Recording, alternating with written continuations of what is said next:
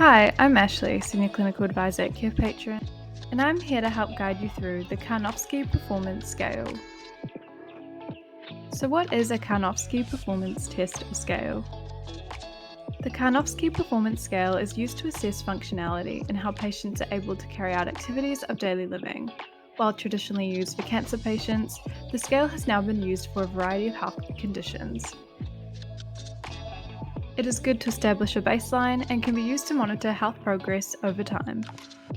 The scale comes in the form of an 11-item index arranged by 100, which is normal, no complaints and no evidence of disease, 90 being able to carry on normal activity with only minor signs or symptoms of disease, 80 being normal activity with effort, some signs or symptoms of disease, 70 cares for self, unable to carry on normal activity or to do active work, 60 being this person requires occasional assistance but is able to care for most of their personal needs, 50 requires considerable assistance and frequent medical care, 40 disabled, requires special care and assistance, 30 severely disabled, hospital admission is indicated although death not imminent, 20 very sick where hospital admission is necessary and active supportive treatment is also needed.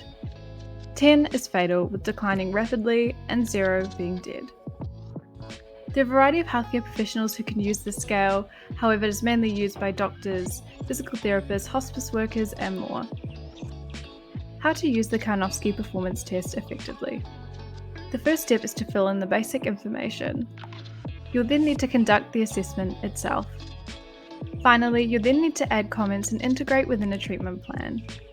To view a sample assessment of the Karnofsky performance scale, feel free to visit carepatron.com where you can access and download it for free. You can also access the scale on our platform, filter by community and by assessment. You can also type in the keywords and edit however you wish. Thanks for watching and remember to subscribe to Carepatron to view more healthcare videos.